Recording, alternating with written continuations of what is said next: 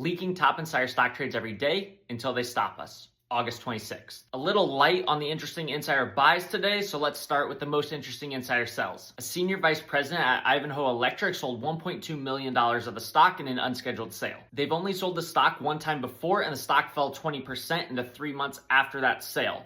They've also made a few purchases that they've timed pretty well, so they have a pretty good history of timing their buys and sells. This is their largest sale out of their 2 sales, and the stock is up over 30% in the last 3 months, so they're selling the rip. The most interesting thing here is that they had just bought the stock less than 6 months ago, which means that now since they're selling the stock, they have to give back all the profits they made on that purchase. So they're up 50% on that purchase. They decided to give back all the profits and sell the stock instead, which seems pretty bearish to me. A director at AI Inc., which is AEYE Inc., which is a ridiculous name, sold $100,000 of the stock, which is their 3rd largest sale ever out of 12 sales. So not a particularly big sale, but out of their 12 sales, the stock has fallen massively every single time they've sold the stock. We're talking an average of almost a 60% stock dip in the months following their previous sales, and a 100% hit rate, meaning the stock has fallen every time they sell. The stock is also up over 20% in the week leading up to the sale, so they're selling the rip. And lastly, for the sales, we've got the CEO at Johnson & Johnson selling a massive $22.5 million of the stock. This comes with the stock at an all-time high and being up over 17% in the last 3 months,